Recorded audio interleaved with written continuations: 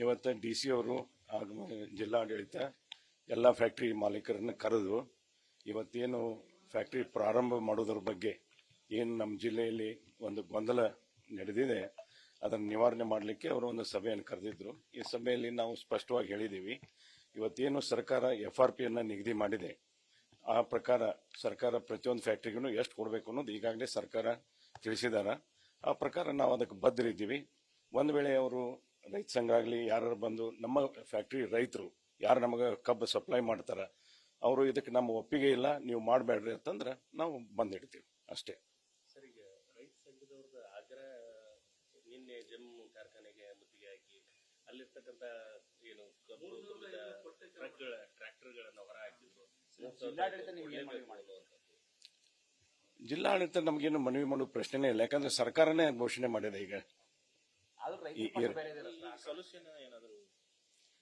ಅದಕ್ಕೆ ಈಗ ಸದ್ಯಕ್ಕೆ ನೋಡೋಣ್ರಿ ಅದೇನು ಸೊಲ್ಯೂಷನ್ ಈಗ ಸದ್ಯಕ್ಕೆ ನಾವು ಹೇಳಿಕ್ ಆಗುದಿಲ್ಲ. ರೈತರು ಹೇಳುವಂತದ್ದು ಏನಂದ್ರೆ ಇದ್ರೊಳಗೆ ಸರ್ಕಾರ ಮಧ್ಯಪ್ರವೇಶ ಮಾಡೋದು ಬೇಡ, ಕಾರ್ಖಾನೆ ಮಾಲೀಕರು ನೇರವಾಗಿ ರೈತರ ಜೊತೆಗೆ ಮಾತಾಡ್ಲಿ, ನಾವು ಅವರು ಕೂಡಿ ಮಾತಾಡ್ಕೊಂಡು ಅಂತ್ಯ ಕೂಡಕ್ ಸಾಧ್ಯ ಐತಿ. ಸರ್ಕಾರ ಮಧ್ಯಸ್ಥಿಕೆ ಬಗೆಹರಿದಿಲ್ಲ ಅಂತ ಹೇಳ್ತಾರೆ. ಅಲ್ಲ, ಸರ್ಕಾರ ಮಧ್ಯಪ್ರವೇಶ ಮಾಡೋದು ಬೇಡ ಅಂತ ಯಾರು ಅಂದಿಲ್ಲ. ಸರ್ಕಾರ ಕರೆದದ್ದಕ್ಕನ ಎಲ್ಲಾ ಫ್ಯಾಕ್ಟರಿ ಮಾಲಕರು ರೈತ ಸಂಘದವರು ಹೋಗಿದ್ರು ಬೆಂಗಳೂರಿಗೆ. ಅಲ್ಲಿ ಚರ್ಚೆ ಆಗೇನೆ ಒಂದು ಹಂತಕ್ಕೆ ತಂದು ಚರ್ಚೆ ಮಾಡಿ ಪೂರ್ಣ ಎಲ್ಲ ಇದನ್ನ ನಿಗದಿ ಮಾಡಿದ್ದಾರೆ. ನೋಡ್ರಿ, ಅವರು ಬೇಡಿಕೆ ಬಿಡೋದ್ರಲ್ಲಿ ಏನ್ ತಪ್ಪಿಲ್ಲ. ಅವ್ರು 3,500 ಕೇಳ್ಬಹುದು, 4,000 ಕೇಳ್ಬಹುದು. ಆದ್ರೆ ಕೊಡುವಂತ ಸ್ಥಿತಿಯೊಳಗೆ ಫ್ಯಾಕ್ಟರಿ ಅವ್ರು ಇರ್ಬೇಕಲ್ಲ, ಅದು ಪ್ರಶ್ನೆ ಐತಿ. ಅದು ಅವ್ರಿಗೆ ಬಿಟ್ಟು ವಿಚಾರ. ಅದು ನಾವು ಹೇಳಿದೀವಲ್ಲ, ಇವತ್ತೇನು ಸರ್ಕಾರ FRP ಪ್ರಕಾರ ನಿಗದಿ ಮಾಡಿದೆ ಅದಕ್ಕೆ ನಾವು ಸ್ಟಿಕ್ ಆನ್ ಆಗಿದ್ದೀವಿ. ಕಾರ್ಖಾನೆಗಳು ಆರಂಭ ತಡವಾಗೋದ್ರಿಂದ ರೈತರಿಗೆ ಯಾವ ರೀತಿ ಸಮಸ್ಯೆ ಆಗ್ಬೋದು, ಜೊತೆಗೆ ಫ್ಯಾಕ್ಟರಿಗಳಿಗೂ ಕೂಡ ಸಮಸ್ಯೆ ಆಗ್ಬೋದು, ಕಾರ್ಮಿಕರಿಗೆ. ನೋಡ್ರಿ, ಫ್ಯಾಕ್ಟರಿ ಲೇಟ್ ಆಗಿ ಪ್ರಾರಂಭ ಮಾಡೋದ್ರಿಂದ ಇವತ್ತೇನು ಗ್ಯಾಂಗ್ಗಳು ಮಹಾರಾಷ್ಟ್ರದಿಂದ ಬಂದಿದ್ದಾವ, ಕೆಲವೊಂದು ಲೋಕಲ್ ಗ್ಯಾಂಗ್ಸ್ ಇದ್ದಾವ, ಅವು ಗ್ಯಾಂಗ್ಗಳು ಬಿಟ್ಟು ಹೋಗ್ತಾವ.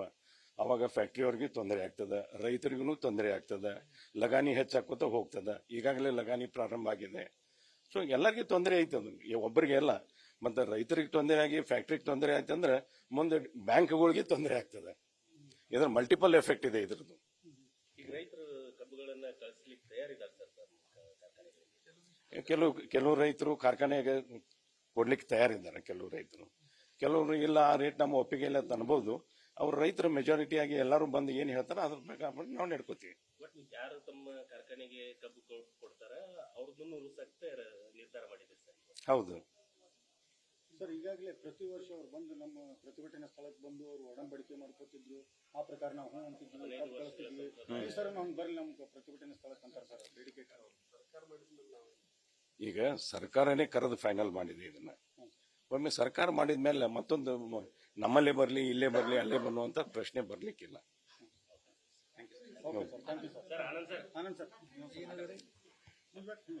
ಈಗ ಎಲ್ಲಾ ಫ್ಯಾಕ್ಟರಿಗಳ ಪರವಾಗಿನೇ ಇದು, ಇಂಡಿವಿಜುವಲ್ ಏನೂ ಇಲ್ಲ.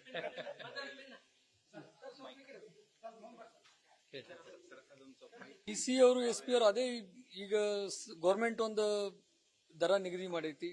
ನೀವು ಕಾರ್ಖಾನೆ ಅವ್ರದ್ದು ಏನು ನಿಮ್ದೇನು ತೀರ್ಮಾನ ಅದ ಅನ್ನುವಂಥದ್ದು ಕ್ಲಿಯರ್ ಆಗ್ಬೇಕಾಗಿತ್ತು. ಸೊ ಈಗಾಗಲೇ ನಾವೆಲ್ಲ ಸಕ್ಕರೆ ಕಾರ್ಖಾನೆದವ್ರು ಸರ್ಕಾರ ಏನು ಒಂದು ದರ ನಿಗದಿ ಮಾಡ್ಯಾರ ಅದಕ್ಕೆ ನಾವು ಭದ್ರಾಗಿರ್ತೀವಿ ಅನ್ನುವಂಥ ಮಾತನ್ನು ನಾವು ಹೇಳಿದೀವಿ. ಆಮೇಲೆ ಪ್ರಾರಂಭ ಮಾಡೋದ್ರ ಬಗ್ಗೆ ಕೇಳಿದ್ರು ಅವರು. ನಾವೇನ್ ಹೇಳಿದೀವಿ, ನಮ್ಮ ಕಾರ್ಖಾನೆ ರೈತರ ಜೊತೆ ನಾವು ಚರ್ಚೆ ಮಾಡ್ತೀವಿ. ಮತ್ತೆ ಹಿಂಗ್ ಸರ್ಕಾರ ಒಂದು ದರ ನಿಗದಿ ಮಾಡೈತಿ, ಈ ದರ ನೀವು ಒಪ್ಕೊಂಡು ಕಬ್ಬು ಪೂರೈಸಿದ್ರೆ ನಾವು ಫ್ಯಾಕ್ಟ್ರಿ ಚಾಲೂ ಮಾಡ್ತೀವಿ, ಬ್ಯಾಡಪ್ಪ ಅಂದ್ರೆ ಬಂದಿಡ್ತೀವಿ ಅನ್ನುವಂತ ಮಾತನ್ನು ನಾವು DC ಮತ್ತು SP ಅವ್ರಿಗೆ ಹೇಳಿದೀವಿ. ಇದು ನಮ್ಮ ಕಾರ್ಖಾನೆ ಸಂಬಂಧಪಟ್ಟಂತ ರೈತರ ಜೊತೆ ನಾವು ಇವತ್ತು ಚರ್ಚೆ ಮಾಡ್ತೀವಿ. ಅವರು ಇಲ್ಲ, ಸರ್ಕಾರ ಹೇಳಿರುವಂತ ದರ ನಮ್ಗೆ ಒಪ್ಪಿಗೆ ಇಲ್ಲ, ನೀವು ಫ್ಯಾಕ್ಟ್ರಿ ಬಂದ್ ಮಾಡ್ರಿ ಅಂದ್ರೆ ಬಂದ್ ಇಡ್ತೀವಿ. ಇಲ್ಲ, ನಮ್ಮ ಒಪ್ಪಿಗೆ ಐತಿ, ನಾವು ಕಬ್ಬು ಕೊಡ್ತೀವಿ, ಕಬ್ಬು ಪೂರೈಸ್ತೀವಿ, ನೀವು ಯಾವ ಕಾರಣಕ್ಕೂ ಫ್ಯಾಕ್ಟ್ರಿ ಬಂದ್ ಮಾಡಬೇಡ್ರಿ ಅಂತಂದ್ರೆ ನಾವು ಫ್ಯಾಕ್ಟ್ರಿ ಚಾಲೂ ಇಡ್ತೀವಿ. ನಮ್ಮ ಜಿಲ್ಲಾಡಳಿತ ಏನದ ಅದಕ್ಕೆ ಏನೇನು ವ್ಯವಸ್ಥೆ ಮಾಡಿಕೊಡ್ಬೇಕು ಅದು ವ್ಯವಸ್ಥೆ ಮಾಡಿಕೊಡ್ಬೇಕು ಅಂತ ಹೇಳಿ ವಿನಂತಿ ಮಾಡ್ಕೊಳ್ತೀವಿ. ಅಂತಿಮವಾಗಿ ರೈತರ ಮೇಲೆ ಬಿಟ್ರಿ ಸರ್. ಹೌದು, ನಾವು ಇರುವುದೇ ರೈತರ ಸಲುವಾಗಿ, ಕಾರ್ಖಾನೆಗಳು ಇರುವುದೇ ರೈತರ ಸಲುವಾಗಿ. ನಾವು ಸ್ಪೆಷಲಿ ಜಮಖಂಡಿ ಸಕ್ಕರೆ ಕಾರ್ಖಾನೆ ಕಟ್ಟಿದ್ದು ರೈತರ ಸಲುವಾಗಿ. ನಮ್ಮ ರೈತರು ಏನ್ ಹೇಳ್ತಾರೋ ಅದನ್ನ ನಾವು ಕೇಳಬೇಕಾಗ್ತದೆ. Thank you.